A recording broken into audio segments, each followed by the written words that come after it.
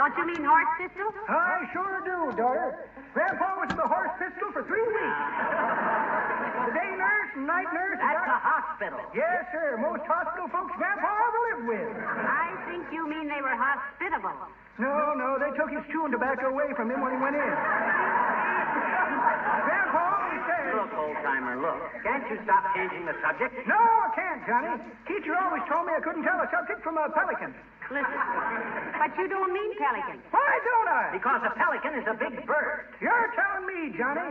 Teacher gave me a bird so big it blew me out of school and I never went back. Well, I won't bother you, Johnny. So long, daughter.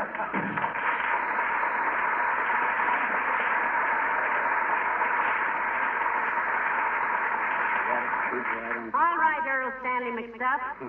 You go to work on your masterpiece, and I'll stand here and guard the door like Voracious at the bridge.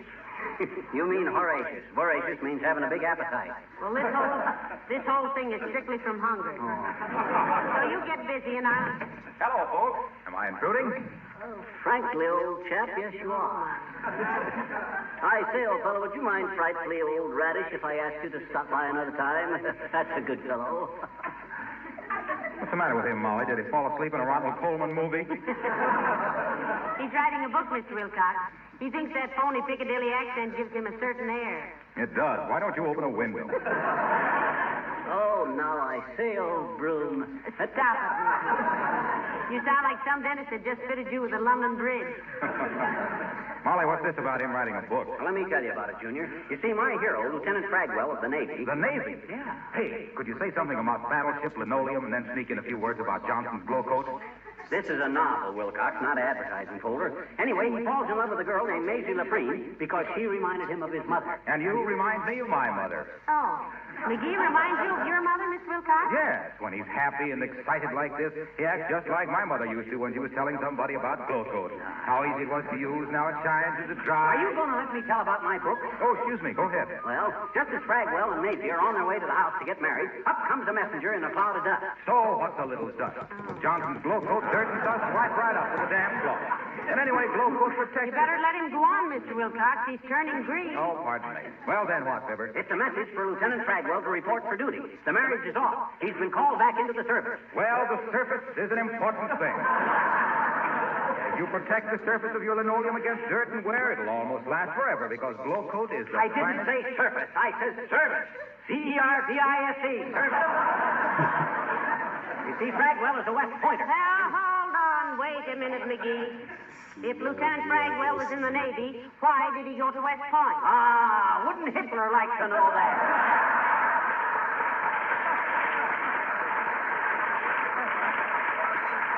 Military secrets. Hey, where are you going, Junior? Don't you want to hear the finish, Mr. Wilcox? No, I don't think I do, Molly.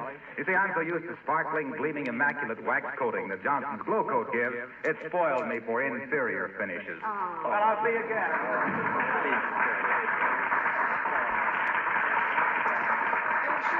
Of all the unappreciative, inferior finishes, my clavicle. I tell you, the ending of my book has got a wallop that'll tear your heart out. Well, what is it? I don't dare tell. But get this, Molly. After the book ends, I'm inserting 3 pages of crossword puzzles. Just to give the readers a chance to calm down.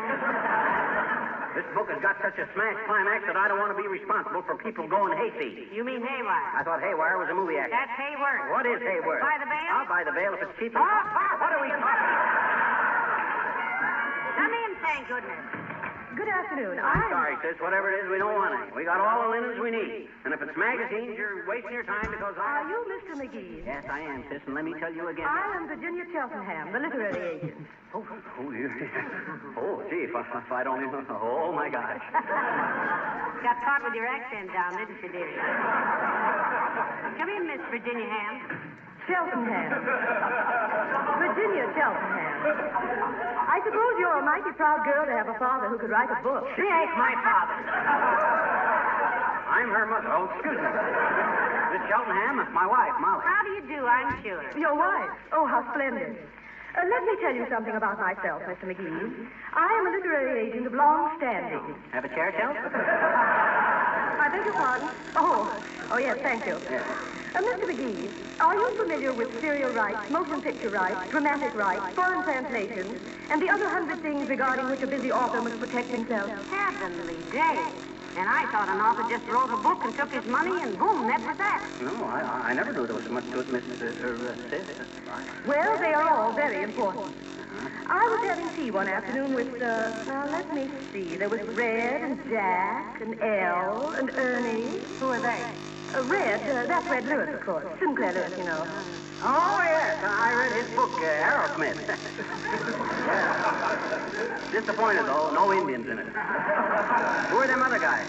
Elle, that's Ellery Queen. Ernie Hemingway and Jack Steinbeck. Oh. Did you ever do any business with Charlie and Dick? Who, Mrs. McGee? Charlie and Dick? You know, Charlie Dickens and Vic Hugo. Well, I'll be going out and make it work. Okay. Well, Miss Cheltenham, now here's about my book. This Lieutenant Fragwell. I shall go to read the manuscript myself, Mr. McGee. Well, it ain't May I? finished. Pardon me. I got 3 chapters to go. Well, I'll take it as is.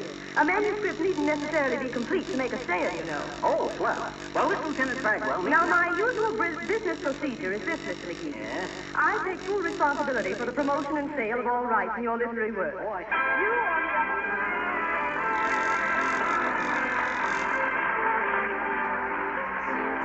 The King's Men sing and still the Volga flows.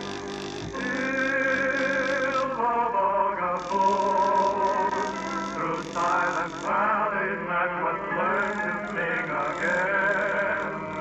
When every field and plain is bearing golden grain, then every voice will rejoice in spring again.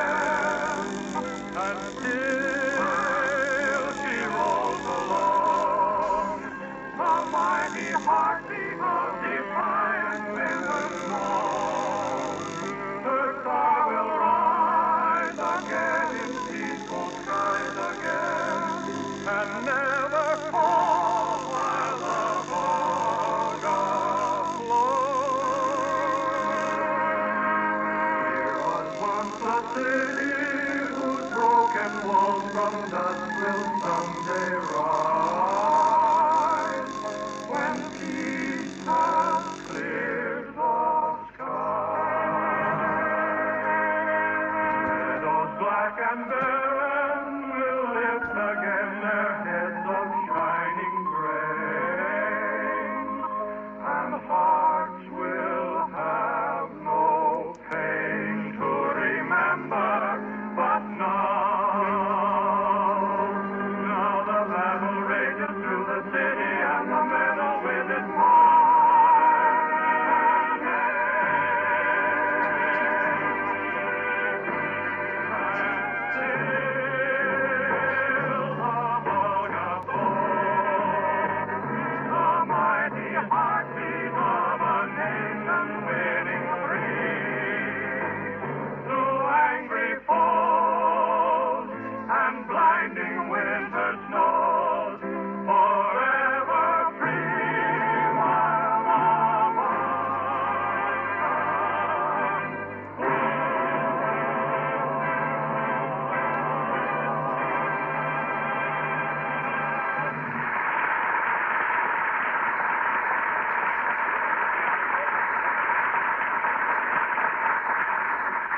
Did you say Miss Cheltenham took the manuscript with her? Yeah, and you know what? First she's going to sell it to maybe a magazine like the Red Book or maybe Time Magazine. Time magazine doesn't run novels. Well, she says they will when they see this one. It's going to make history, she says. And then she says she'll sell it to maybe Random House as a book. You know them. They printed that book. I lost my garters. Oh. And she... I lost my garters. I don't remember that book. Oh, well, maybe that wasn't exactly... Oh, no, it was the last time I saw Paris.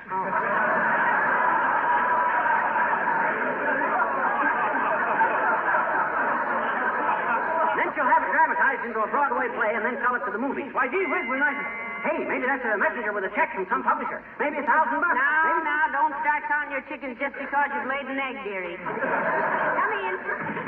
Well, Mr. Wimple. Hello, Mrs. McGee. Hello, Mr. McGee. Hi, Wimple, old man. How's everything? Have a cigar. Take 2. I'm getting some better ones anyway. Oh, no, thank you, Mr. McGee. My wife doesn't permit me to smoke. Oh, not at all, Mr. Wimple? Not at all, Mrs. McGee. She thinks, anyway. But I fool her sometimes. You do, eh? Yes. Maybe when you have corn on the cob next summer, you'll save me the corn silk. You smoke corn silk? Yes, but don't look so shocked, Mrs. McGee. I don't inhale. But why are you wearing that green eye shade, Mr. McGee? I've been writing a book, Wimp. Going to make me a fortune, too. I'll send you an autographed copy. I do the light-hearted, gay, sophisticated stuff, like Somersault Maugham. Somerset McGee. Yeah, I know. Some are a little set, but I ain't. I can write like Somersault Maugham or anybody else. Oh, that's the sort of thing I always wanted to write before I turned to free verse. Incidentally, Mr. Wimple, why do they call it free verse? Did you ever try to sell any of it? Well, no, I never have. You ever do any serious writing, Wimp? You know, I might be able to give you a few pointers. Plot motivation and all stuff like that there. Oh, I did do one short story, Mr. McGee, when I was single. Mm-hmm. I called it The Dreaming. Oh, nice. Then I wrote a sequel to it after Sweetie Face and I were married. Oh. What was the title of that? The Awakening.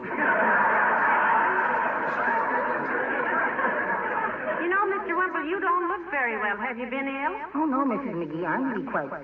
Oh, I guess you didn't hear about my terrible experience. What was that, Wallace? You know that horrible rainstorm we had last week? Yes. Well, I was nearly drowned. I must have swallowed 5 gallons of water. Well, don't you know enough to come in out of the rain, Wimp? Oh, I was in, Mr. McGee. Oh. I didn't stir one little tippy toe outdoors all evening. Well, then how did you swallow all that water? Oh, our ceiling started to leak like everything, and Sweetie Face said, "Oh, Wallace, what'll I do?" And I said, "Put a pan under it, silly." And she did. Mine. Well, that was a dirty trick, Wimp. One of these days, that woman is going to go too far. Yes, and I hope she stays there.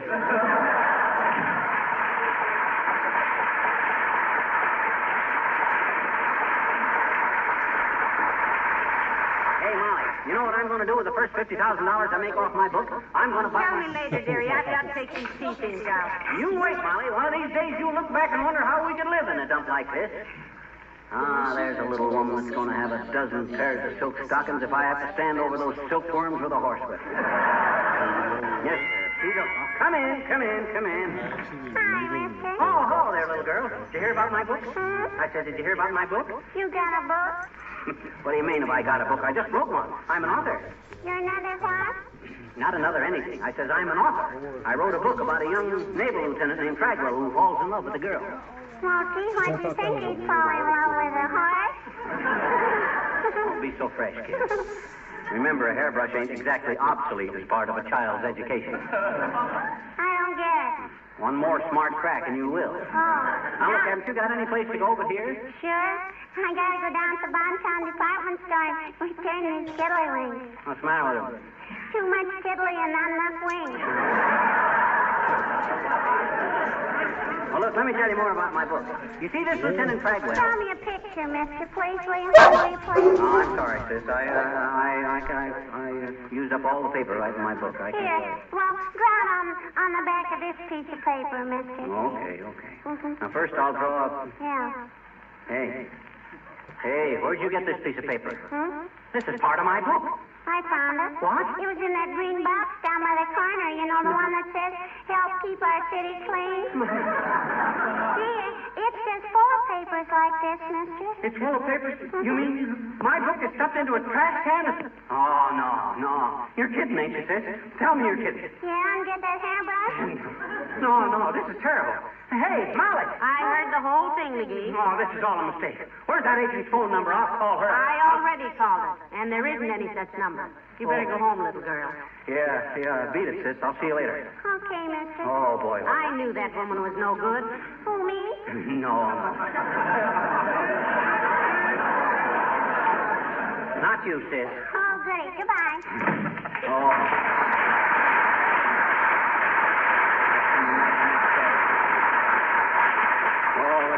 All that work for nothing.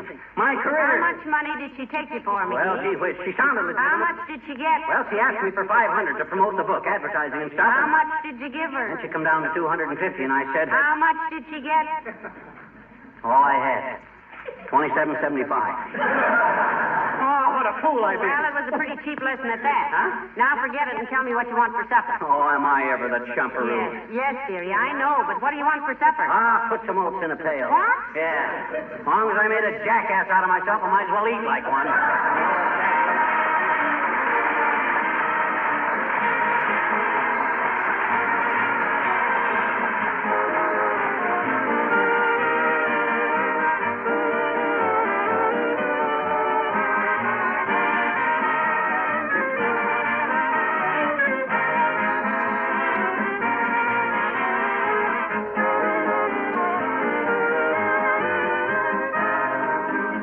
Have you noticed an increase in neighborliness in recent months? With less driving around, there's more visiting back and forth. I'm sure that in many homes tonight, friends and neighbors are sitting around listening to this program together. The makers of Johnson's Wax are glad they can bring Fibber and Molly into your home. And they want me to thank you again for your continued loyalty to all Johnson's Wax products. All of us on the show are happy to be working for a company whose products are so helpful in these times.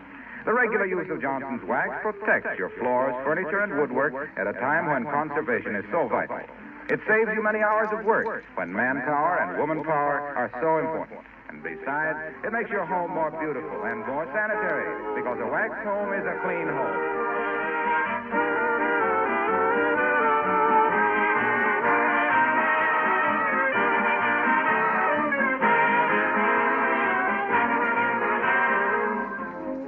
Say, old girl, this has been quite a day, eh, what? Jolly old novel gone off the spout and all that. Oh, stop it. You sound like a bundle from Britain delivered by mistake. Oh, I don't get it, old girl. You keep calling me old girl and you'll get it, all right. Hey, oh, tally ho. Good night, all.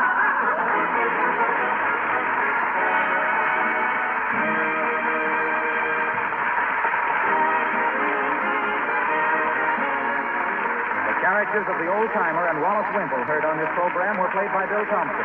This is Harlow Wilcox speaking for the makers of Johnson Wax Finishes for Home and Industry, inviting you to be with us again next Tuesday night. Good night. This program has reached you from Hollywood. This is the National Broadcasting Company.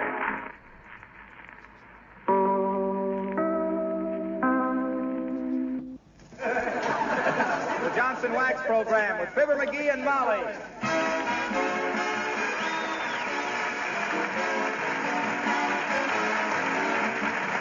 The makers of Johnson's Wax and Johnson's Self-Polishing Glow Coat present Fibber McGee and Molly, written by Don Quinn, with music by the King's Men and Billy Mills Orchestra.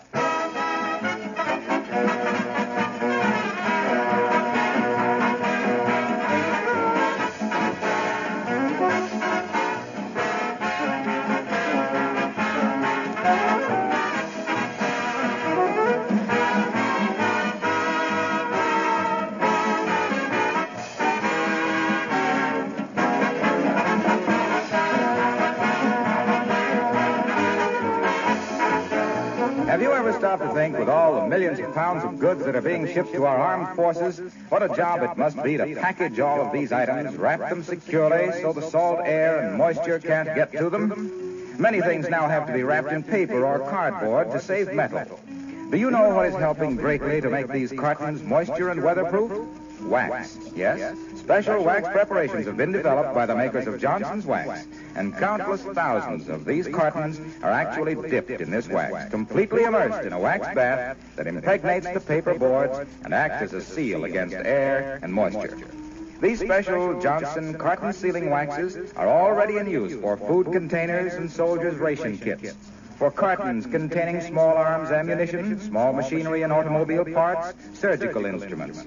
Almost every week, new uses are found for them, and any manufacturer with a carton sealing problem is invited to write immediately for full information to S.C. Johnson & Son, Racine, Wisconsin, or Brantford, Canada.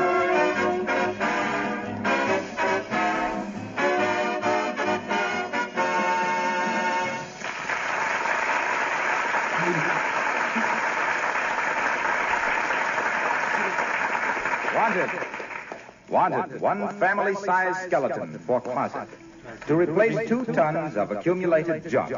Apply at 79 Wistful Vista to Fibber McGee and Molly.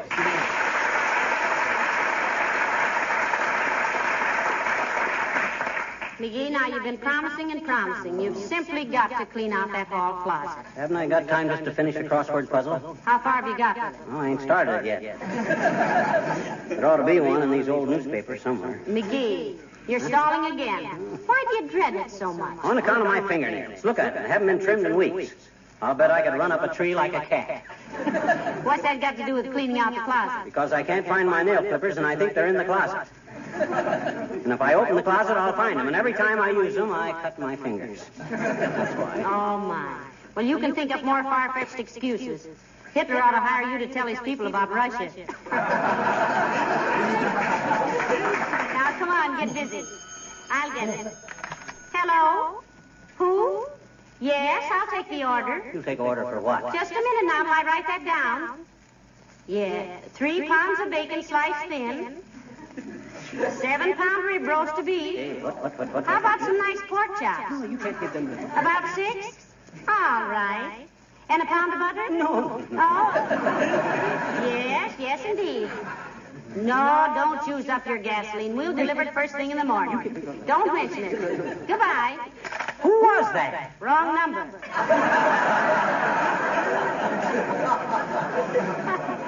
They were calling some butcher shop.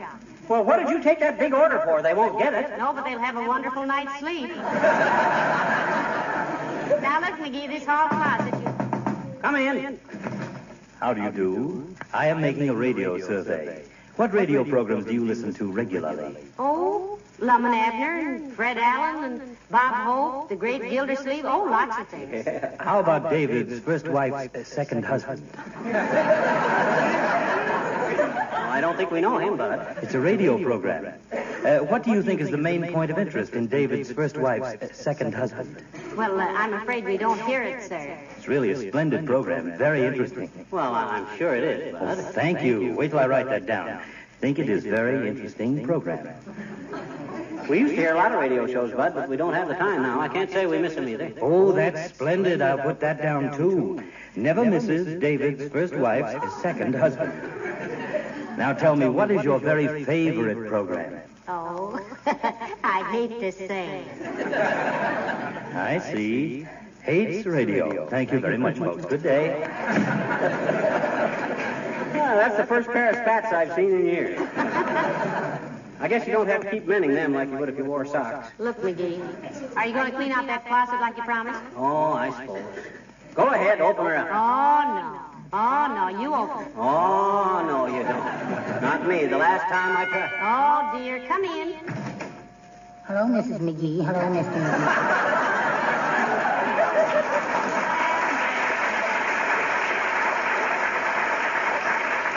Mr. Wimple. Yeah, hi, Wimp, old man. You're in early tonight.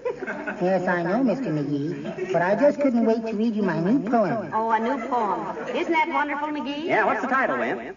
I call it Flower Arrangement. Oh, isn't that beautiful flower arrangement? How does it go? It goes, The Japanese are very nasty fighters, but good at arranging flowers, the sillies. So let's give them a lot of practice, the blighters, with lilies.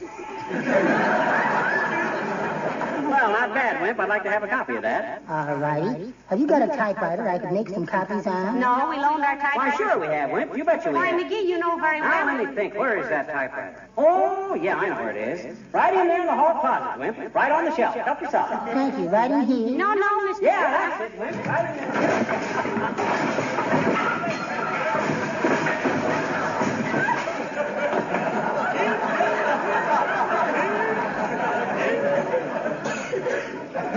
Gosh, just look at all the stuff.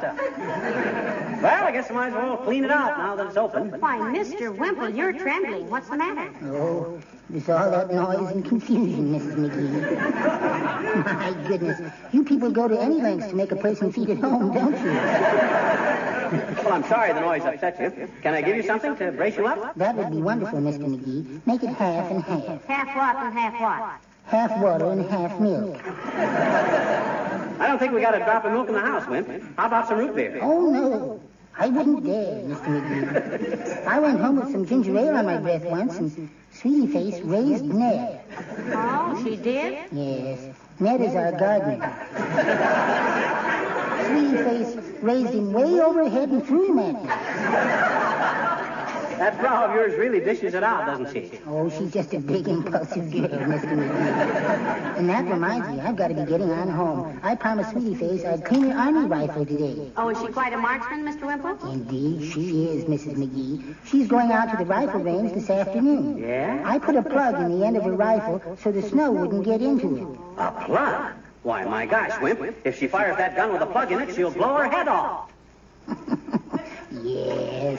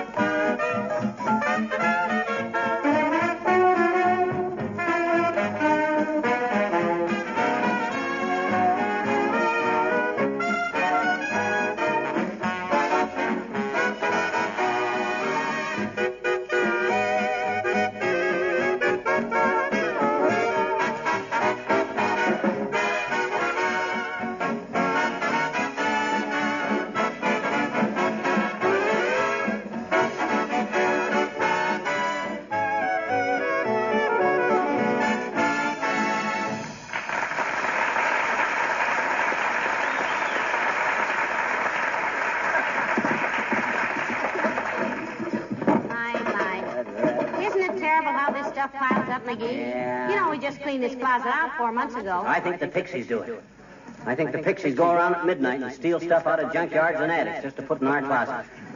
Now, listen, don't joke about the pixies. Huh? I have a grandmother in Ireland who really believes in the little people. Oh, that's nothing. I got a grandfather in Peoria that nobody believes. Not even big people. Hey, look at the box I found in this junk to keep my cigars in. It's got the music box in it, remember? Oh, yeah. Isn't that sweet? What does it say on the cover? Huh? Oh, souvenir of Petoskey, Michigan. Remember the spring we were up there and the Indians were selling those flowers on the street corners? Yes, yes. Trailing arthritis, I think they were. No, you don't mean arthritis, dear. You mean trailing arbutus. I do not. Arbutus was a guy in Shakespeare. Sure. He's the guy that stabbed Caesar in the toga. No. No, that was Brutus. Go on. You're thinking of that fairy tale, Puss in Brutus.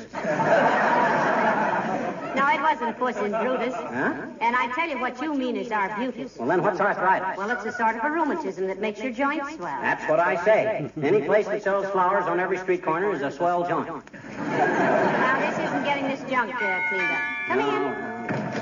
Hello there, kids. Say, help me out, will you? Why, sure, old-timer. What's on your mind? Besides the worst-looking fedora I ever saw this side of Olson and Johnson. Don't let him annoy you, Mr. Oldtimer. What's the trouble? Well, look, kids. I got to be Toastmaster at a party tomorrow night. I thought you could give me some advice. Well, you've come to the right authority, my optimistic old octogenarian. I personally am known from coast to coast as the greatest after-dinner speaker now living. Yeah. And the reason you're now living is that you gave it up. Well, what's the procedure, kid? You know any good jokes? Well, it's a mixed party, Johnny. In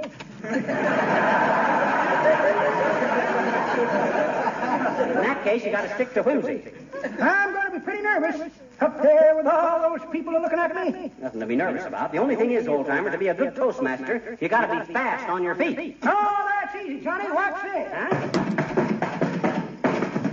No. Now, he means mentally, Mr. Oldtimer. You have to think fast, be witty. The best thing to do is look over the personalities present and think of some cute thing to say about each one of them. And then when you get a break, boom, let them have it.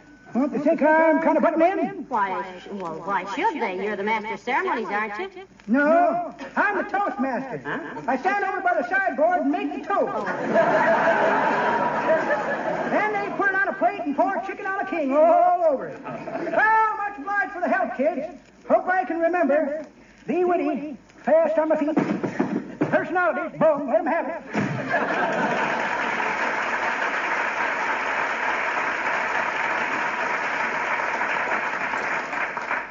What a toastmaster. Hey, why do they call it a toast when somebody gets up and says, let's all toss off a slug of old mutiny?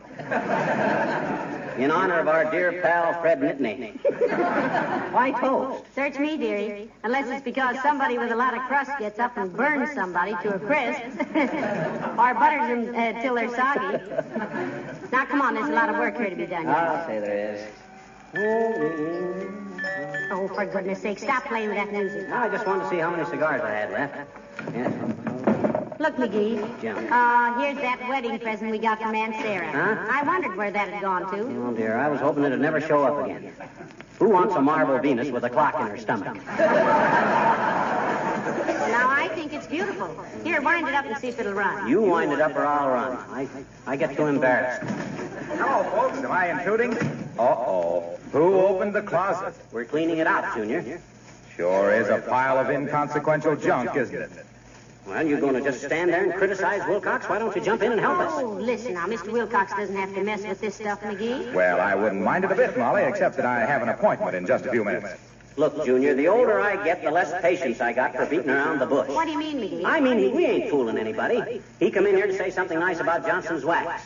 So why don't he do it and then climb back on his horse and ride away into the purple sunset singing a vagabond song? Come on, handsome, out with it. Oh, I can't do it like that. It's too crude. No finesse. Finesse my clavicle. Now, stop picking on Mr. Wilcox and get busy, McGee. For instance, what are we going to do with this old box of phonograph records? Oh, what records are they? Oh, look, here's Tell Me Pretty Maiden. Yes, and Uncle Josh in the Chinese laundry. Oh. You better throw them out, McGee. Oh, wait a minute. Huh? Gee, it hurts me to see anything made of wax thrown away. Isn't it a shame? Yes, particularly nowadays when wax is used so much to preserve things. If this is finesse, I'll take vanilla. Why, there's enough wax in these old records to protect and beautify hundreds of things. Though it's a different kind of wax from Johnson's, which is specially prepared to guard all wood and enamel surfaces from dust and dirt and wear, and make a home healthy and sanitary. Here's Cohen on the telephone. Tell him I'm not here. Yes, sir, in times like these, folks, it's pretty important to protect the things you have with Johnson's wax. Floors, furniture, lampshades, windowsills, luggage. Why, when I think how much housework is saved with Johnson's wax, I just... Hey, what time is it? Oh, Jiminy, I gotta scram. So long. See you later, folks.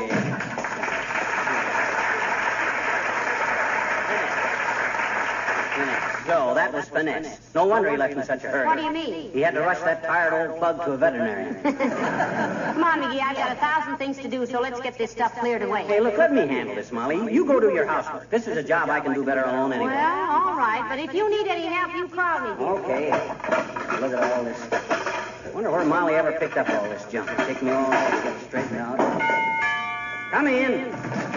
What kind of a father are you, anyway, to let your little girl risk her life climbing 35 feet up a telephone pole? Who, me? Well, gee whiz, this... There ought to be a law against irresponsible parents like you. The idea of letting a sweet little girl run wild in the streets. For shame. Why, look, lady, I don't... Here you are, puttering around with a pile of worthless junk, while a little child is risking life and limb in the streets. And I... Hey, cut it out. I haven't got it. It's a good thing I came along when I did. I have a good mind to report you to the authorities. If you really had a good mind, sis, you'd quit shaking your pocketbook at me and listen a minute. What child are you talking about? This one right here. Come in here, little girl. Hi, Papa. Oh. So, it's you, is it? I might have known it was. And who you calling Papa? You, Papa, dear. Doggone it, stop that. You call me Pop again, and I'll spank you so hard on your little you won't be able to sit down for a week. Why, you big brute. What kind of a father are you to talk to your little girl like that? Who says she was my little girl? She did. Did you, sis? Quit stalling. Did you tell this old... Did you inform this nosy... Did you tell this lady you lived here? Sure I did, I bet you. Can I stay out and play a little while longer, Papa? Can I? I'll stay. You can go out and play for the next 10 years, you little double-crosser. Well, if this isn't the worst case I ever... Little girl, you stay right here till I can notify the authorities. Okay. What is your name, sir? Fibber McGee, and the authorities don't know. They know that I haven't got They it. know you haven't got any right to treat a child like this. You just wait. Look, sis, what goes on here? What were you doing up on that telephone pole? I was a lookout, mister. Huh? Yeah, you see, we were playing G-Man and gangsters. Oh, I see. And Willie Toops was a G-Man and I was a gangster. And then this lady came along and started hollering at me. And gee, I didn't want her to know I had a daddy that would let me do things like that, would you? Would you? I see. So you told her I was your daddy. Sure. Put the blame on me, huh? Hey, you think the Ma's gonna rat on us, mister? What? I bet you she's gonna squeal to the cops, I bet you. Gee, if they hang this rap on us, Chief, they'll throw the book at you. Oh, boy. You'll get the hot squatter. My name isn't Bump 'em Off Bessie, the bad bimbo of Brooklyn. Look, sis, don't talk like that. You're too sweet and nice. Don't give me that, Chief. Huh? The heat's on, see? They'll have every harness bull in town on her tail, see? Yeah. And meatless day or no meatless day, I'm taking it on the lamb, see? And just so she won't talk.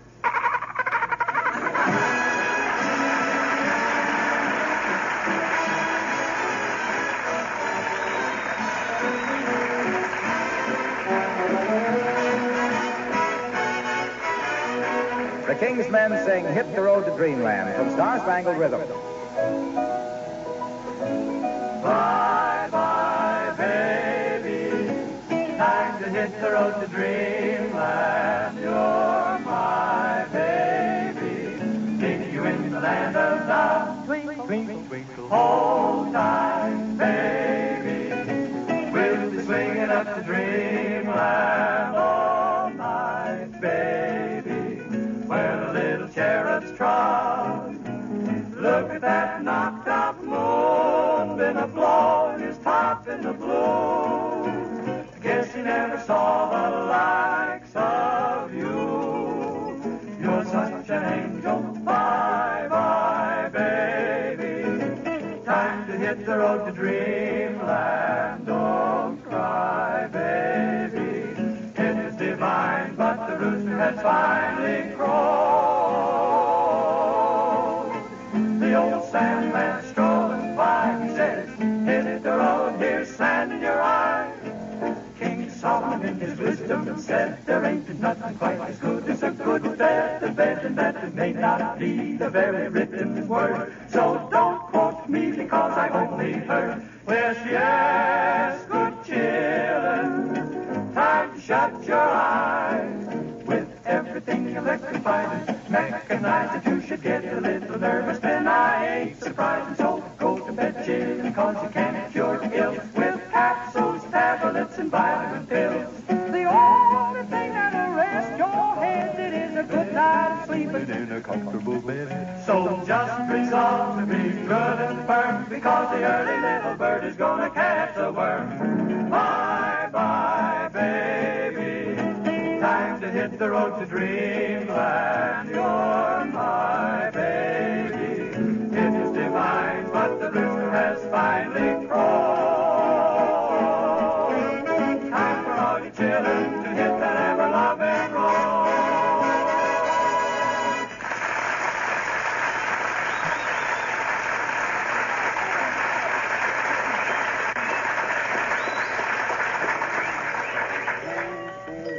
Ah, wonderful little gadgets, music boxes. When you think how clever them Swiss are at stuff like this, you wonder how they can make cheese with so many holes in it. Did I make it? McGee, I wish you'd stop playing that music box. You know, it's awful irritating. Besides, the spring in it might... Oh, heavenly day. What's the matter? Why, you wonderful man. You've cleaned away all that junk out of the closet. Oh, shucks, it was nothing that any red-blooded American boy couldn't have done. I'm strictly the kind of a guy that when there's a job to be done and he can't get anybody else to do it, he does it. Well, thanks for cleaning up the mess, McGee. You mind if I take a peek in the closet and see how it looks? Go ahead. Oh, McGee, you're wonderful. Oh, there's not a thing left in the closet but one old briefcase. Yeah, I know. What'd you leave that in there for? Bait. Bait? Yeah. We got to start the next pile of junk with something, don't we? Well, anyway, thanks very much for cleaning it up. And just for that, I'm going to do something nice for you. What? I'm going to throw a dinner party just for the two of us. Oh. With candles and the new tablecloth I got for Christmas and our best silver. We get about as much privacy as a bird store canary. Come in.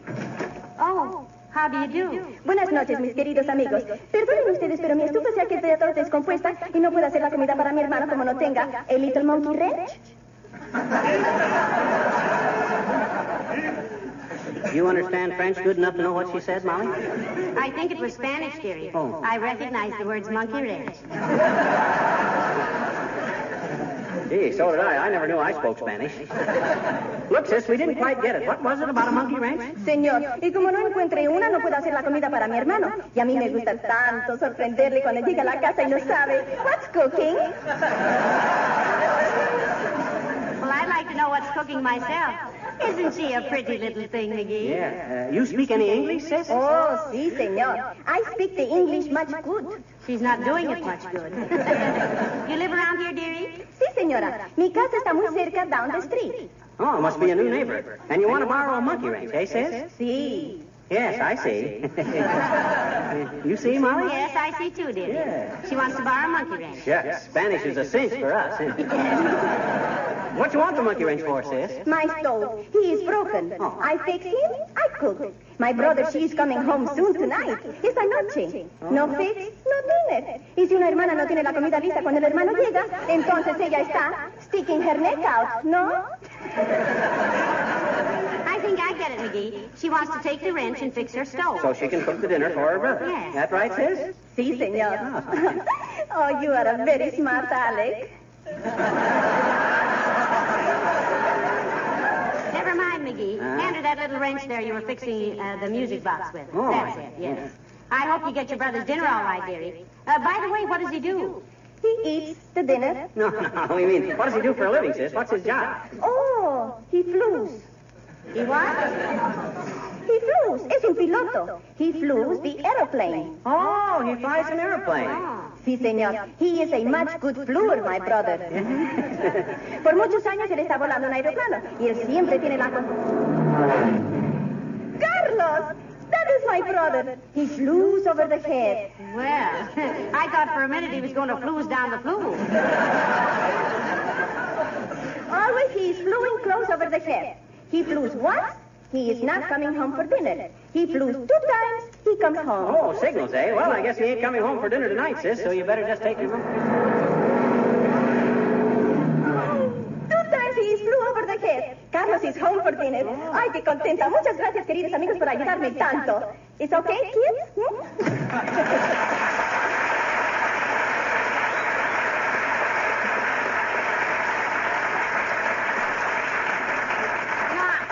I know who she is, McGee. There's some South American pilot station out at the airport. I'll bet her brother's one of them. If she's going to be a neighbor, you better brush her up on her English. She's liable to come over to borrow 2 eggs and go home with a catcher's mitt and a piano stool. Well, never mind that now. You come with me. Where? Never mind. Come along. Well, what are we going to do? We're going to have a little dinner party all by ourselves.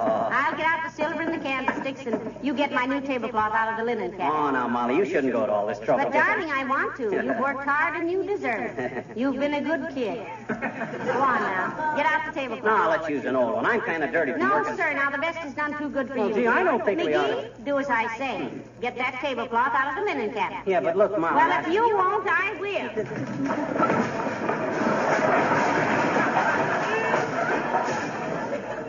I think I better flew.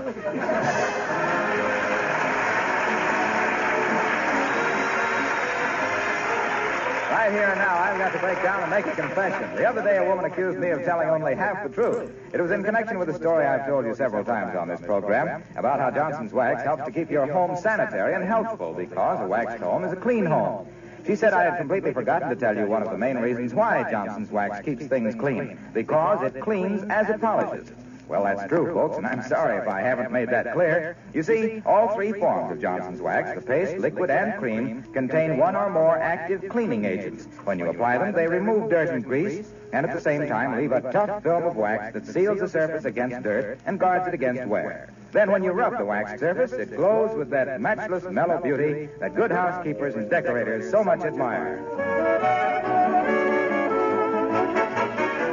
What's that you got there, McGee? Oh, an old handbill I found in that closet junk, advertising the act I had in Chautauqua. Heavenly days. Fibber McGee and his talking rooster. Yeah. I never knew you'd been in Chautauqua. That was just for one summer. I missed the train and got stranded in Shingle House, Pennsylvania.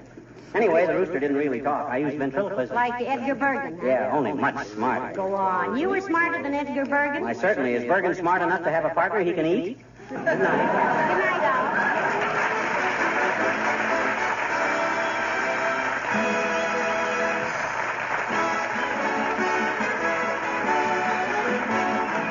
The characters of the old-timer and Wallace Wimple heard on this program were played by Bill Thompson. This is Harlow Wilcox, speaking for the makers of Johnson Wax Finishers for home and industry, inviting you all to join us again next Tuesday night. Good night. This program reached you from Hollywood. This is the National Broadcasting Company.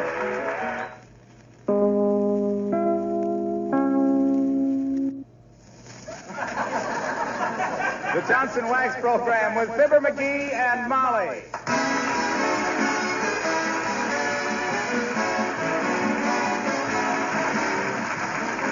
The makers of Johnson's Wax and Johnson's Self-Polishing Glow Coat present Fibber McGee and Molly, written by Don Quinn, with music by the King's Men and Billy Mills Orchestra.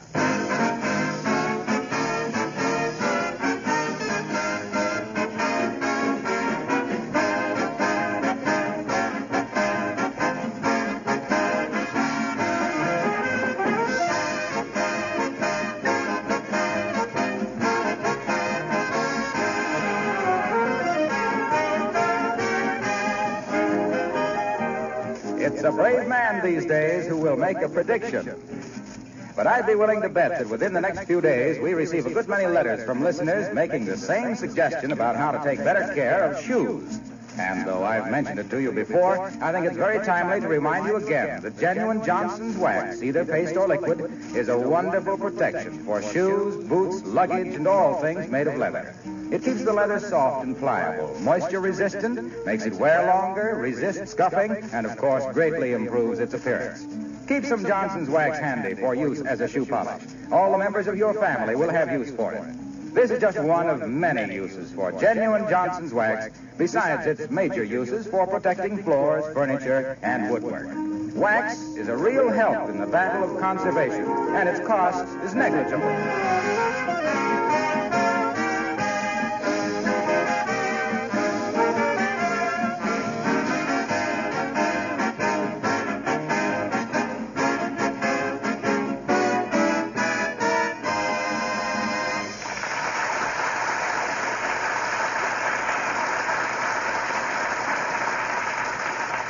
Well, sir, it's one of life's little puzzles that a busy executive who gets a half-ton of mail every morning never gets excited about it. But to people who never get anything but a couple of circulars, a few bills, and an occasional postcard, the arrival of the morning mail is a pretty hot moment. For instance, take Fibber McGee and Molly.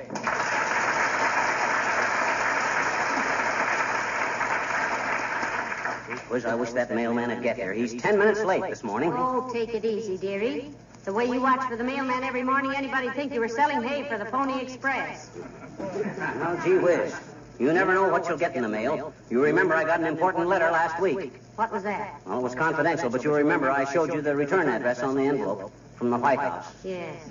And I saw it on your dresser later. It was from the White House Hamburger Hut at 14th and Oak Street. And they said thank you for your patronage, but from now on they weren't open on Tuesdays. What are you doing reading my mail anyway? Well, it was addressed to Mr. and Mrs. Fibber McGee. I'm Mrs. McGee, remember? I was the girl in the white dress you married way back. Okay. The mailman ain't got any right to be so late. I got a good mind to report him to Jim Farley. Why not? And if that doesn't get results, go right over his head to the president, Grover Cleveland. You're kidding, but I'm serious. I'm a busy man, and when my morning mail is delayed... Busy doing what? Well, Well, how do I know what I'm doing till I get my mail? That's the very point I'm trying to make. Hot dog. There he is now. There's the mailman. Sure. A circular from the Bijou Theater and 2 blotters from some real estate agent. I can hardly wait. Open the door, McGee. Now, look here, Bud. If you can't get the mail here on time... Oh, excuse me, sis. I thought you were the mailman. I am the mailman. Heavenly days. A lady mailman. Gee. Say, I hope Mr. Underwood isn't ill. No, madam. Mr. Underwood is now in the Army. I will bring your mail for the duration. Well, what do you know? One of these days, this country's going to have just 2 classes of people, soldiers and women. Not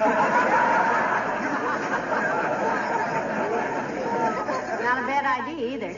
Anything for us this morning, mailman? Or postwoman? Dearie? Here it is, Mrs. McGee. You are Mrs. McGee, I presume. Oh, you caught me red-handed with my wedding ring on. How you like being a mailman, sis, as far as you've gone? I like it. Except for the dogs. Yes, I imagine your feet do get a little tired by the end of it. By dogs, I mean dogs. Canines. Big ones, little ones, medium ones, loud ones, quiet ones, white ones, black ones, tan ones. And they all snap at me. What is there about me that makes dogs want to bite me? Gee, I don't know, sis, but I bet if I was a dog... McGee. Okay.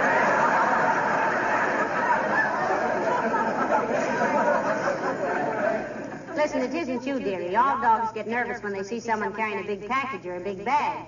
It's the mail sack that gets them, not you. Well, that's a comfort, because I like dogs. But I've been barked at, snapped at, rushed at, chewed at, snarled at, jumped at, and growled at, so I feel like a burglar. Have you got a dog? No. Well, I'm in civil service. If you want me to stay civil and give you service, don't get a dog.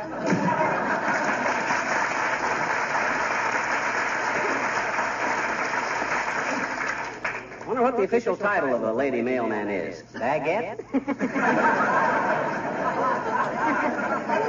Ah, the poor girl. I suppose she'll get used to it, though, or the dogs will get to know her better. I'm going to miss old Underwood, though, the regular mailman. He didn't smoke. Maybe this girl doesn't smoke either. I know, but who's going to give her cigars for Christmas that she can give me? What's in the mail? Here. Here's an ad from the Wistful Vista Physical Culture Saloon. That's salon. Same thing, bending elbows with a bunch of dumbbells. What are they advertising? Listen, course of 20 lessons starting February 22nd. You can't buy tires and shoes are ration. Let us teach you to walk on your hands. Is there any other mail as important as that? No. Hey. What? That dumb mail girl left a letter here by mistake. Anybody in this neighborhood named Householder? No, I don't think... Let me see that letter. Oh, this says Householder, 79 Wistful Vista. I know, but we don't know anybody by that name. And Why, you silly, it means whoever lives here. The people who hold the house. Oh, well, don't open it. Just forward it to the FHA. No, it means us, dearie. It's a government circular. Let me see it. Uncle Sam wants workers with special skills. If you are a tack welder, flanging press operator, plate hanger, mixer operator of explosives, or outside machinist, or are skilled in any similar work, please report to your nearest United States Employment Service office now. Well, what on earth is a tack welder? Personally, if I break a tack, I just throw it away. Probably nobody knows what a tack welder is but another tack welder. Fact remains that the government needs them in war production. You hear anything about this on the radio? Our radio's out of order, dearie. They're sending a man over to fix it sometime today. They said that they'd... Come in. Hello there, kids. Want to see something pretty? Oh, hi, old-timer. What you got? Looky. It's for my gal. Heavenly days, a diamond ring. Why, it's beautiful. Yeah, that's terrific, old-timer. But what makes it look so yellow? That's what I asked the fellow in the pawn shop, Johnny. He says that's on account of there's so many carrots in it.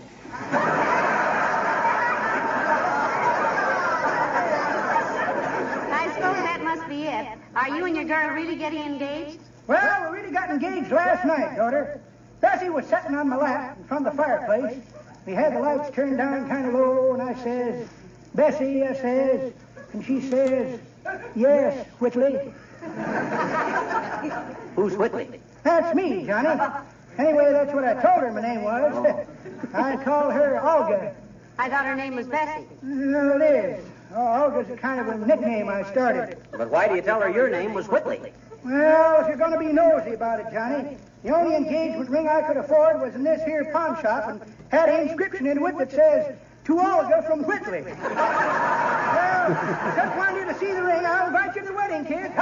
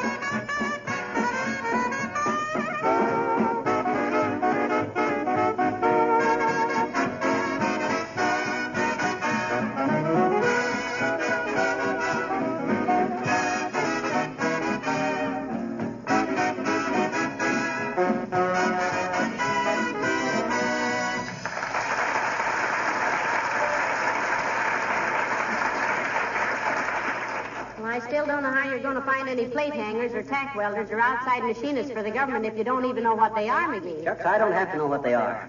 If you were an expert plate hanger and you were temporarily clerking in a bird store and you heard somebody say Uncle Sam was hungry for plate hangers, that's all that's necessary, isn't it? I'm going to spread the word around, that's all. And if I can find just one and get him working at war production, I'll be as proud as a pewter pigeon. You mean potter pigeon, dearie, made out of pottery. I do not. I mean one of them putter pigeons that putters around on the windowsill. Listen, that isn't putter in the windows, that's putty.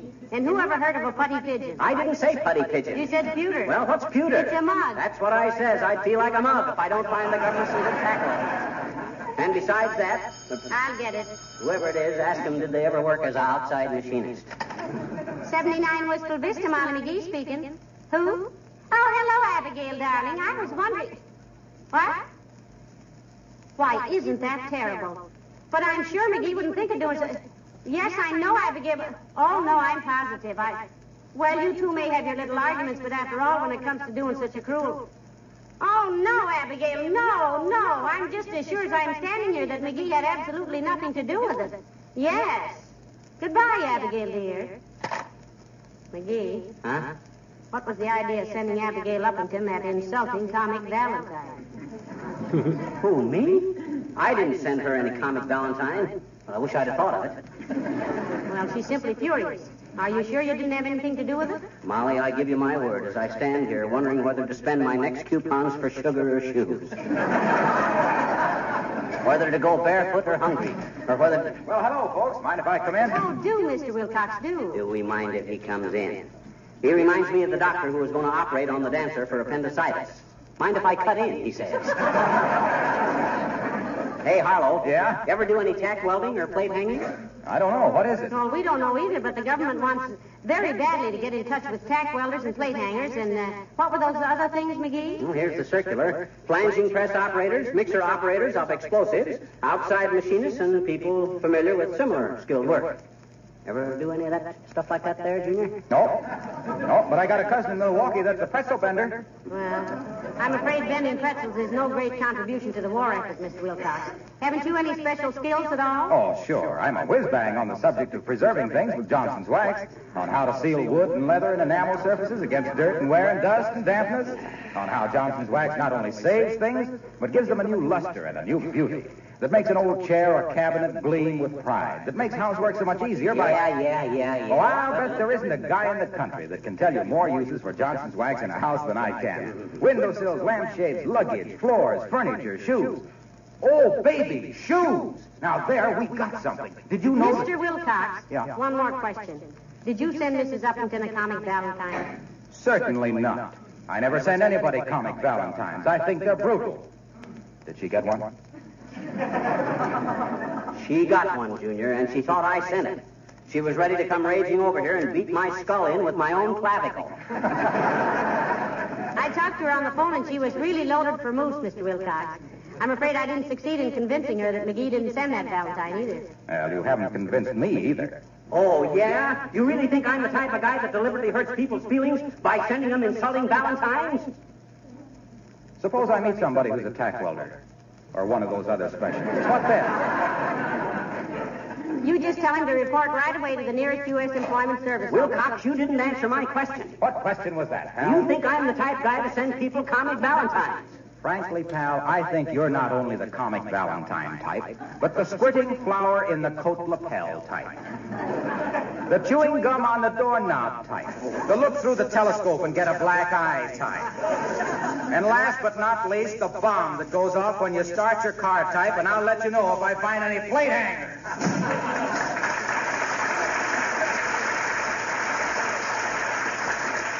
Well, Mr. Wilcox has a very low opinion of your wit and humor, McGee. Imagine that. And me that hasn't had a buttonhole flower that squirts water for years.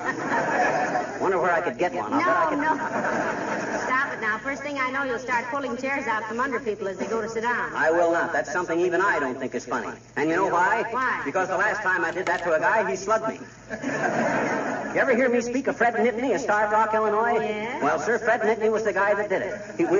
Hey, hand me my cigar box, will you? Here. Thanks. As I was saying, this Fred Nittany and me... McGee, I wish you'd let that musical humidor run down. I'm getting tired of it. Me too. I just keep it wound up as a health measure. I'm getting so I smoke a lot less because I hate to open that box. But about this Fred Nittany, one day we were out... Oh, dear. Come in. Well, for goodness... Well, I'll be a... Hi, Latrivia. Good day, Mrs. McGee. Hello, McGee.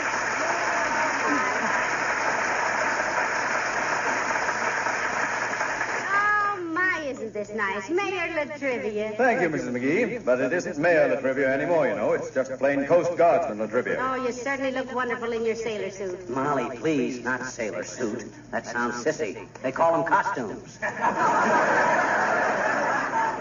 We call them no such thing, McGee. They're uniforms. Oh, yeah, uniforms. My goodness, they just take wonderful care of you. You look simply grand. Well, I feel fine, Mrs. McGee. I'm on leave with a bunch of Coast Guardsmen who've just completed a course in Japanese anatomy at Guadalcanal. Oh, what do you know about that? Took off a little weight, didn't you, Latrivia? Oh, I've taken it off in some places and added it in others, McGee. I have 2 inches more around the chest and 3 inches less around... Won't you sit down, Mr. Latrivia? Thank you. Well, now tell us all about it. How are they feeding you? Splendidly, Mrs. McGee. I hope you and McGee can come and visit our base one of these days. Southern Section Training Base at San Clemente, California. We're very proud of it. Our commanding officer, Lieutenant Howard Shebley, is really turning out sailors there. Think you can pay us a visit? I'd love to, wouldn't you, McGee? Sure. The fact is, Latrivia, I might be getting down that way myself now, any day now, myself. Being a government man myself, I have... You, a government man? Tell Mr. Latrivia all about your government work, McGee, and loud, because it's news to me, too. What do you mean, news to you? I'll tell you how it is, Latrivia. The government notified me just today by mail that they want me to locate a lot of tack welders for them. Of course, you know what a tack welder is, of course. Well, certainly. What? You do? Why, yes, don't you? Well, no. The government didn't ask me to train them. All I got to do is find them. What on earth is a tack welder, Mr. Latrivia? Well, I may be wrong, Mrs. McGee, but I think it's a welder who simply tacks pieces of metal together by welding temporarily until they can be permanently welded together. Well, what do you know? How'd you learn all that there stuff, Latrivia? Well, the Navy gives you a pretty complete education, McGee, and the Coast Guard joins the Navy in wartime and fights wherever the Navy and Marines fight. Oh. As I was saying just the other day to my executive officer, Chief Lancio. Chief Lancio? What is he, an Indian? No. In the Coast Guard, chief means chief petty officer. Oh. You see, I was telling... Excuse me, but how long will you be in town? How long a furlong have you got? You don't mean a furlong, Molly. A furlong is a horse. A furlong is not a horse, McGee. It's a distance. Oh, you mean furlong is quite a ways, like a fur piece. I tell you, a furlong is a horse. You've seen it on racing programs. This race is for 7 furlongs. That means there's 7 horses in the race. Oh, don't be ridiculous, McGee. A furlong is 220 yards or 1/8 of a mile. A likely story. Who ever heard of a horse 1/8 of a mile long? Stop arguing, dearie. You haven't seen all the horses in the world. If Mr. Latrivia says there are horses that long, I believe him. But I didn't say that. I merely said... Oh, trying to back out of it, eh? Now look here, I'm not trying to back out of anything. I just said that a furlong was 1/8 of a mile. Well, if that isn't a long horse, I never saw one. But I didn't say it was a horse. I'm not that stupid by a long shot. A horse 1/8 of a mile long wouldn't be any long shot, Latrivia. He'd be a sure thing. He'd be halfway around the track before the other next. But I tell you, I wasn't talking about horses. I merely said that a furlong was 1/8. I mean, a furlong was when a serviceman. How could a horse be? A furlong, 1/8 of a sailor. McGee. Yes? As long as you're a government man, please use your influence to send me to Tunisia or New Guinea or someplace, where a man can see what he's fighting. Goodbye!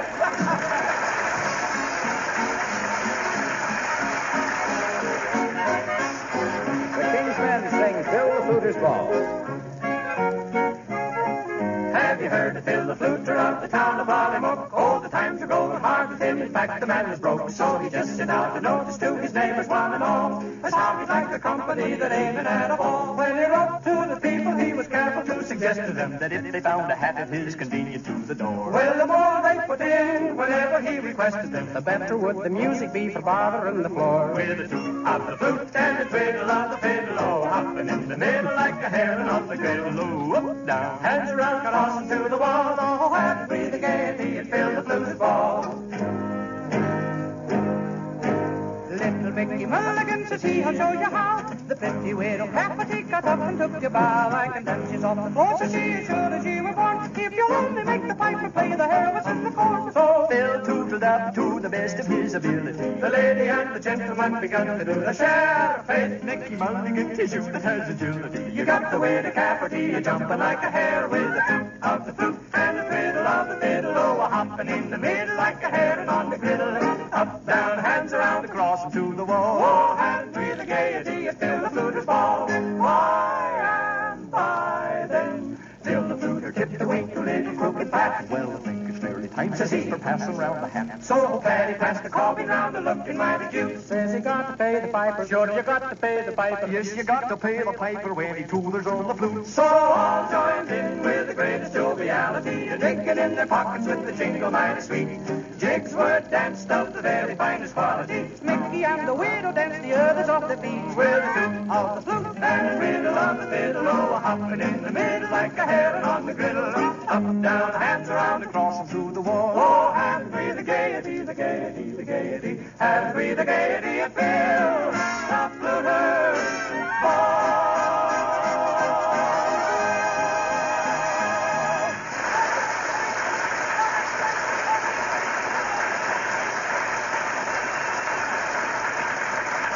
Hey, did you say there was supposed to be a guy coming over to fix this radio today, Molly? Yes, but don't get impatient, dearie. Everybody's short of help these days, you know. No, that's no excuse. A government man like me ought to get priority on radio repairs. With me busy rounding up skilled workers for war production, you think that I ought to be able to get it? Oh, maybe that's him now. Come in. Hello, Mrs. McGee. Hello, Mr. McGee. Oh, hi, Wimp. Hello, Mr. Wimple. How are you today? Oh, I feel just peachy, Mrs. McGee. But then I should. I've just finished up my setting up exercises. Setting up exercises? Yes. I've been setting up in the attic waiting for Sweetie Face to go outside. She hunted all over the house for me, and she couldn't find me. She never thought of looking up the chimney. What were you hiding for, Mr. Wimple? Oh, Sweetie Face was mad at me. Somebody sent her an awfully nasty valentine. She thought I did it. Mm-hmm. Who did send it? I did. Why, Mr. Wimple, that was mean. I hope it wasn't you who sent one to Mrs. Uppington. Oh, no, Mrs. McGee. I wouldn't do anything like that. I'm very fond of Mrs. Uppington. You mean you think more of her than you do of your own wife? At times, yes. What times? Oh, times like from when Sweetie Face and I were married up till now. Say, how are you getting along with your bodybuilding exercises, Mr. Wimple? Just wonderfully, Mrs. McGee. Sweetie Face says if I keep it up, I'm going to look like that man on the back of the magazine. You mean Charles Atlas? Yes. Sweetie Face considers me an atlas even now. Oh, she does? Yes. She tried to shove me into the top shelf of the bookcase this morning. Say, I don't know how you stand it, Mr. Wimple. I really don't, the way that woman treats you. She's a horrible woman. Oh, you mustn't talk about Sweetie Face like that, Mrs. McGee. Oh, nobody can hear us. You sure? Sure. All right. Then let's all talk about it instead. Look, Mr. Wimple, why don't you leave home and get a job as a, what were some of those jobs, McGee? Oh, he hasn't had any training in them, Molly. They're skilled labor jobs. You ever had any experience in plate hanging, Win? Oh, yes, indeed. Oh. Just this morning, Sweetie Face hung a plate on me that almost... No, that's one of the jobs that's needed in war production, Mr. Wimple. You see... Oh, do you have to go? Yes, I'm afraid so, Mrs. McGee. Sweetie Face is due home any minute now to start dinner, and I left the gas turned on in the kitchen. The house is simply full of gas fumes. Boy, she's liable to blow herself to pieces. Yes.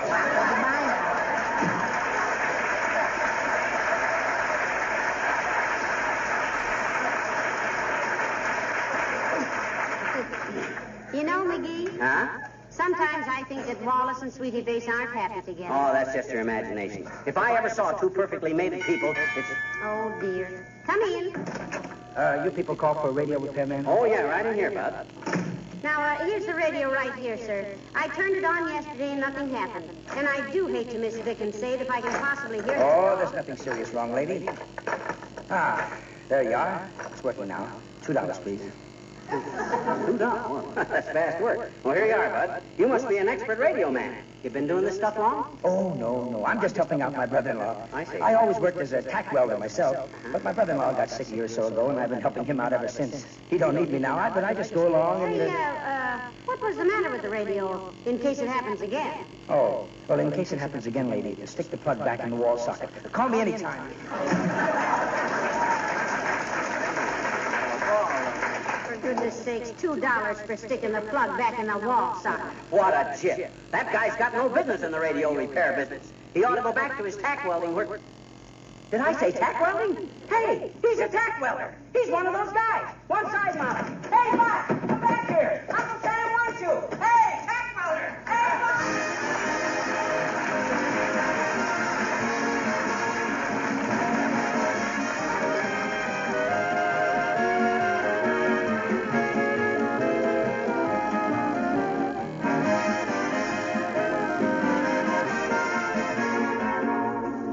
Is the linoleum on your floors wearing as well as you expected? Have you done anything to give it extra protection right now? Do you realize that you can make linoleum actually wear 6 to 10 times longer by protecting it regularly with Johnson's self-polishing glow coat?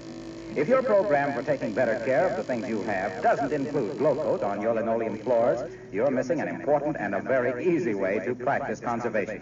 Self-polishing glow coat takes very little work because it polishes itself without rubbing or buffing. You simply apply and let dry. It protects linoleum surfaces against wear of all kinds, against minor scratches, scuffing, and color fading. Glow coat makes floor surfaces sparkle with beauty. And that's important, too, because it makes your kitchen a pleasanter room to work in.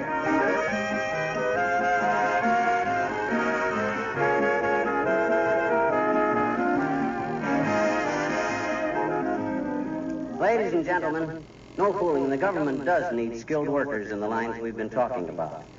I'll repeat them again. Tack welders, flanging press operators, plate hangers, mixer operators of explosives, outside machinists, and people with similar skills. If you can do any of these things and aren't in war production work at this time, do your country a good turn and report to your nearest U.S. Employment Service office. Skilled workers in Canada, check with your governmental employment office. Don't forget, it's your sons of toil that'll help put those Nazis under tons of soil. Good night. Good night. Characters of the old-timer and Wallace Wimple heard on this program were played by Bill Thompson. Mrs. Harlow Wilcox, speaking for the makers of Johnson Wax finishes for the home and industry, inviting you to be with us again next Tuesday night. Good night. This program reached you from Hollywood. This is the National Broadcasting Company.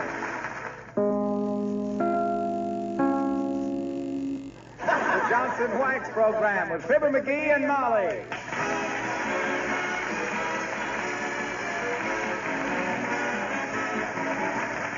The makers of Johnson's Wax and Johnson's Self-Polishing Glow Coat present Fibber McGee and Molly, written by Don Quinn, with music by the King's Men and Billy Mills Orchestra.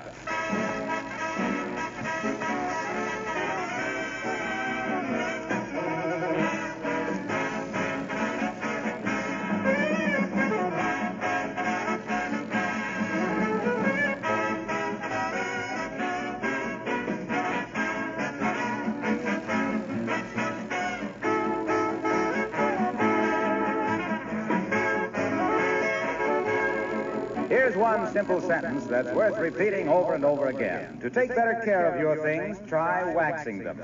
With replacements more and more difficult is just downright common sense. To make things last, keep them clean, protect them against wear.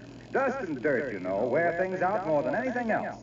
That's why I say take better care of your things by waxing them. Give your floors, furniture, and woodwork a protective shield of genuine Johnson's Wax. Protect all wood, leather, and enamel surfaces with this same wax polish. Every application of Johnson's Wax gives not only protection, but brings out the natural beauty of the finish.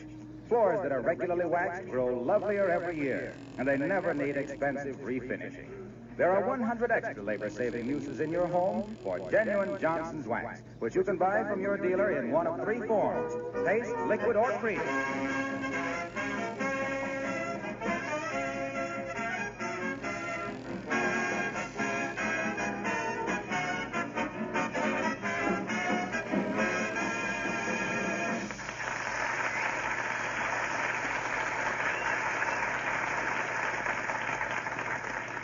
Poker is pretty much of a man's game. Trying to get out of the house for an evening to play poker is also a man's game. And here, taking a hand in it, we find Fibber McGee of Fibber McGee and Molly.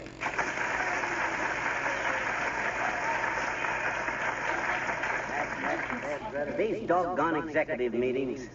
I don't know why they have to ring me in on all of them. Well, why don't you just refuse to go, dear? Oh, I couldn't do that. I can't let them down. They're depending on me. Oh. Look, why don't you go to a movie or something? I don't know how late I'll be out. You know how these things are. Oh, I don't think there's anything I want to see, McGee. What's at the Bijou? A couple of guys I never heard of. Saw their names out in front of the theater today. I thought I knew everybody in vaudeville, too. What are their names? Matt Daly and Pop Prices. Oh. Why don't you go see him? No, I don't believe I will, McGee, but I'll tell you what I will do. Huh? What? I'll come with you. You can go into your own meeting, and I'll sit outside in the lobby with a magazine and wait for you. No, that won't do. This meeting might last till way after midnight. Matter of fact, I think it will. What's the meeting about? Oh, what's it about? Why, well, it's, the war effort. Oh. We'll probably discuss stuff like labor problems. A lot of the members of the Elks are businessmen and factory owners, and they all want to see if they can get some good hands, to work. In the factories and stuff. Yeah. Everybody's going to lay his cards on the table. We're going to try and see that everybody gets a square deal. Well, now, isn't that grand? I'm proud of you, dearie, for wanting to do your bit. Oh, shucks. It's nothing that any red-blooded American boy wouldn't do. I only hope we can do some good. Well, I wouldn't gamble on it. What do you mean, gambling? Well, I mean, these meetings are liable to be so much talk and so little action. Oh, we'll get some action, all right. I'll lay a bet on that. Good for you. I'll just stay home here. Hey, maybe this is somebody that'll stay and spend the evening with you. Come in. Hi, mister. Hi, Miss McGee. Oh, hi, sis. Hello, little girl. I haven't got time to stand and talk to you now, sis. I got to go out to a meeting. Oh, my daddy's going out, too. He says he's going to do some research. Research? Mm-hmm. He says he's finally going to find out if it's scientifically possible to fill an inside straight. What's an inside straight, mister? Well, of course Why, that's a poker hand, little girl. And if it'll save your father any trouble, you can tell him he can only fill one once in 13,789 draws. Well, I didn't know you knew so much about poker, Molly. Why, I love to play poker, dearie. And I think it's pretty selfish of the men to want to play by themselves all the time. Yes, I imagine. My daddy says women clutter up the game. Oh. Yeah. He says they always want to play fancy poker games like grocery store, baseball, and duck on a rock. Duck on a rock. That's a new one on me, sis. What kind of poker game is that? Everything wild but the ace of spades.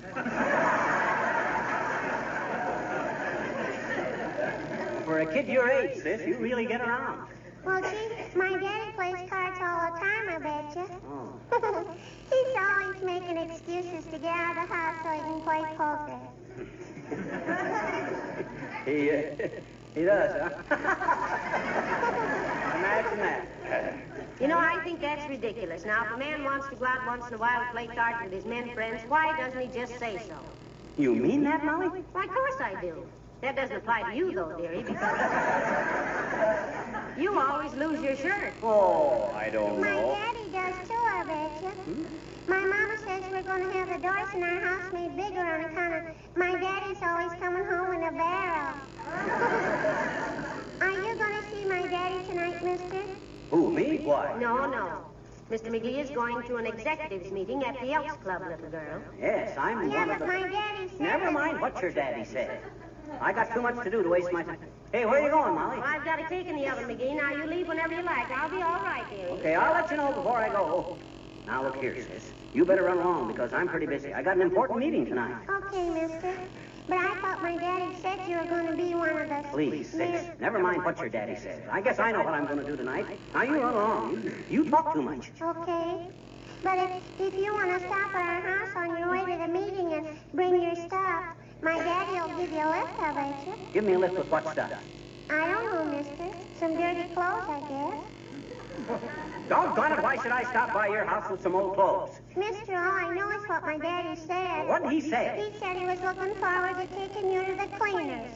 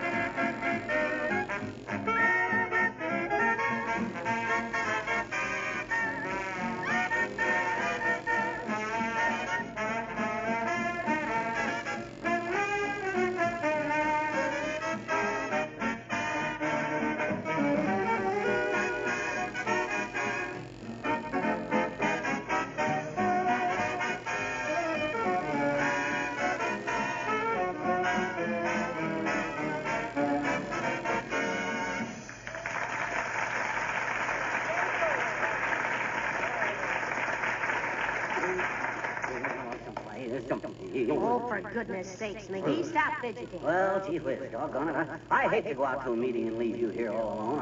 I feel like a deserter. Well, don't be like that. Maybe your meeting will break up early. I don't think so. We got a lot of important things to consider tonight. For instance, you know that cat that they keep around the Elks Club to catch mice? Yes? She's been getting pretty thin lately. Ain't been fed properly. Oh. Yeah. And it takes a big special meeting of grown men to sit around arguing about who's going to feed the kitten. Yes, it does. You see, I'll get it. Hello? Oh, hello, Abigail, darling. Yeah. No, he's going out to a committee meeting at the Elks Club tonight. No, I'm just going to stay home. What? Oh, yes. Yes, come on over and we'll talk. Yes, goodbye, Abigail. What's that old bass fiddle unstrung about? Well, she just wanted to know what I was doing this evening. She might come over a little later. Oh, that's swell. You girls can have a fine old time chinning. If you're one chin and Uppy's three, you can have a four-way conversation. For goodness sakes, will you stop fretting about what I'm going to do this evening? Well, I know, Molly, but Got me all fussed here. Yeah.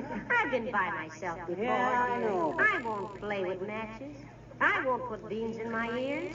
I won't mark up the wallpaper. Now stop worrying. Well, gee whiz, it's just that I feel kind of guilty running out on you like this. Heavenly days, if you have to go to a meeting, you have to go, that's all. Besides, if I...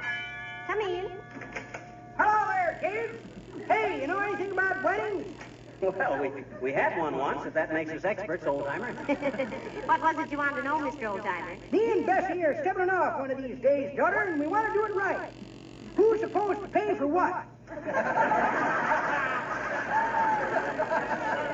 Well, the groom buys the bride's bouquet and the presents for the best man and the ushers. Ushers? What do you think we're getting married at a movie? I see where this is going to be an informal wedding. And you're picking a bum time for it, too, old-timer.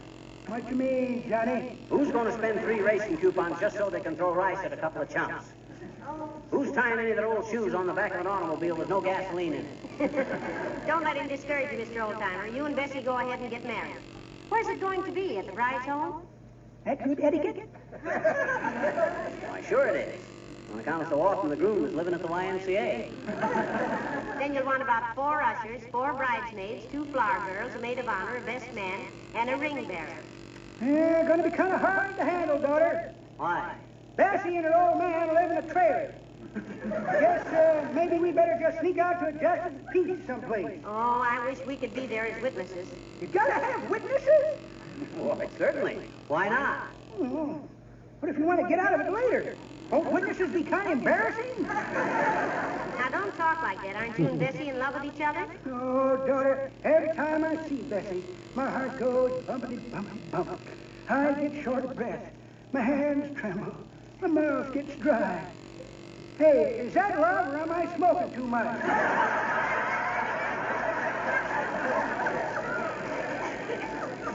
Well, they're both expensive habits. Hey, what does this Bessie look like, old-timer? Have you got a snapshot of her we could see? Sure have, kid. Got a Lulu right here. Bessie's sunbathing behind the trailer. Here, take a look. That's Bessie on the left. Trailer's on the right. Say, this picture's so faint I can't make it out, Mr. Oldtimer. Yeah, it ain't very good at that, daughter. Must have been overexposed when I developed it. Oh, you do your own developing. Where's your dark room? My what? Your dark room. Don't you have a dark room to develop your pictures in it? No, too much trouble, daughter. I get the same effect by blindfolding myself. Well, much obliged, kids. I'll let you know when the happy day comes. Here comes the groom. Here comes the groom. Hold up, folks.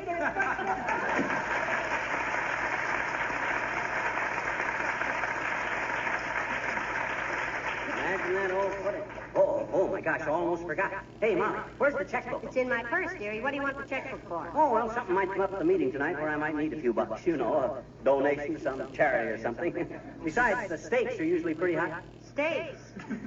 What steaks? Oh, I mean, if the meeting lasts too long, sometimes we send out for hamburger steaks. And if we don't have enough chips, potato chips, well, gee whiz, I want to pay my share. All the other fellas. Hello, folks. Hello, Mr. Wilcox. Hi, Junior. What can we do for you? I just want to remind you, Fibber, about that poker. Oh, yes, about that poker. Yeah. Well, the blacksmith says he'll have it ready about the first of the week. What? Yeah. You see, Molly, the last time I was over at Wilcox's house, I tried to fix the fire in the fireplace and bent the poker all out of shape. Guess I don't know my own strength. Teach me a good lesson. Yes, sir, it sure will. Say, what are you getting so red in the face about, McGee? What's a little poker between friends? That's what I say. He'll pay for it, won't you, Fibber? Well, I usually do. Why, certainly I'll pay for it. Say, are you going to the executives meeting at the Elks Club tonight, Mr. Wilcox? What executive? You know, Junior, the annual, the meeting that was scheduled for the big meeting. Oh!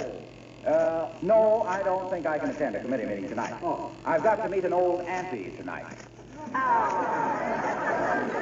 Isn't that nice? Say, if you're coming near here, Mr. Wilcox, bring her in. I'll give you some coffee and cake. What's your auntie's name? Philpott.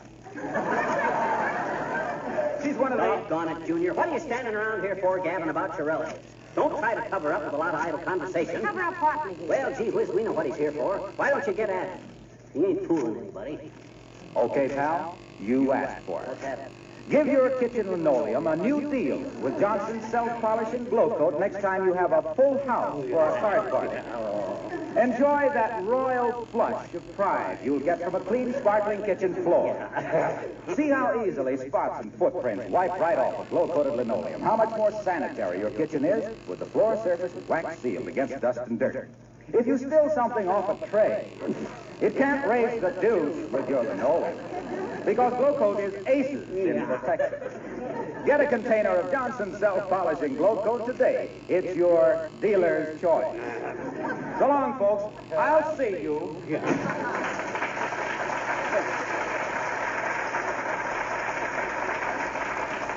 Why, McGee, you're shaking like a leaf. What's the matter? Oh, I get so mad at that guy. Don't you know what he was trying to do? Trying to get my goat with all them card terms, just because I bent his cheap old poker. Oh, don't be so sensitive. You're as thin-skinned as a toy balloon. Now, you run along to your meeting. I've got some mending to do. Now, I wish you'd get somebody to come over and stay a while or go to a movie or something. Gee whiz, McGee, don't be so silly. Why are you so anxious to have me do something tonight? Well, it ain't fair for me to have for me to go out and maybe stay so late and all. I just thought that maybe... Heavenly days. Who on earth is that now? Let me see. Uh-oh. It's that Spanish girl that moved in down the street. The one that her brother is a pilot from South America. Oh, she's sweet. Come in. Ay, buenas tardes, mis queridos amigos. Do you memorize me? Hi, sis. Sure, we memorize. You bet we remember you. Well, it's nice to see you again. How's your brother? My brother? Oh, he's sitting down on top of the world. Gracias. They have made him a captain now, and he is very proud to be so right. You mean proud of his rank, sis? Oh, see. I still make one or two little mistakes with my English. But my honker says I am learning very fastly. Your what? My honker. I have a special honker for English. Honker? Oh, you mean tutor, sis? Oh. Tutor. He also tuts my brother Carlos. Now, look, dearie, I don't think we even know each other's names. I'm Mrs. McGee, and this is my husband, Mr. McGee. Ay, tengo tantísimo gusto en conocerles a ustedes dos que son tan simpáticos. My name is Moreno, Rosita Moreno. Oh, I'm glad to know you, sis. You married? No, senor. Many times I have been proposed at, but never am I marrying somebody until I have my head over my heels in love. It is a serious thing for a girl to go from singlehood to marriedhood. It certainly is, dearie. In marriage, it's a case of look before you leap and then walk around if you have time. But what was it we could do for you? You mean, why are you visiting me in your house? Well, I am just murdering some time until Carlos is coming home. So I think I will butt myself in on those very nice people down the street. Oh, I hope you're not bothering me. Sis, you drop in any time and practice your new English. I might pick up a little Spanish at the same time. I'm pretty good at languages. Overseas in the last war, I learned to parlez-vous French like a native. Yeah, like a native Hawaiian. Say, you must bring your brother over sometime, too, Miss Marino. Oh, please call me Rosita. With friends, it is foolish to stand on formaldehyde. Formality, Rosita. Oh, sí, formality. Gracias. Yeah, well, how do you say you're welcome in Spanish? De nada. De nada. That's it. See how quick I pick it up, Molly? Oh, you're wonderful, McGee. You ought to be appointed our next ambassador to Peru, Indiana. Now, don't forget, Rosita, you and your brother come over any time. Oh, muchas gracias, señora. I will tell Carlos, and he will be very delightful. To know I have been making good friends with close neighbors, he will keep himself out of it good. He'll what? Maybe I mean he will hand himself a good kick. No, I don't think you mean that. He will give himself a pat on the back with his foot. No, that isn't exactly Oh, I know. He will get out of it big with a kick. Oh, do you mean he'll get a big kick out of it? Oh, sí, sí. Ay, pero qué tonta soy. Qué cabeza tengo. Bueno, ya me voy. Muchísimas gracias por todo y hasta mañana, amigos. Come again? Thank you. I will.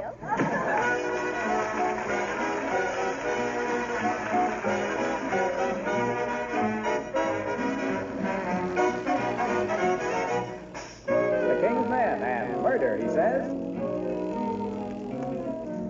Boy and girl used to build and cool back in 1892. Building and cooling is corny today. Boy meets girl and right away he says murder, he says. When they meet, she says murder, she says. Beat your your feet, they say murder. Is that the language of love? She says solid, she says, meaning his arm. Solid, he says, meaning her charm. Solid, they say, is that the language of love? He says, chick, chick, you torture me, zoot. Are we living? Shoot me the snoot for a kiss. She says, dig, dig, the jumps the old tinker is given. What kind of a ransom is this? Hep, hep. He says, murder. When he holds her tight, she says, murder. He says, good night now. If they keep it up in that impossible tone, it'll bring on nobody's murder but their own. Oh, long ago, the lovesick boy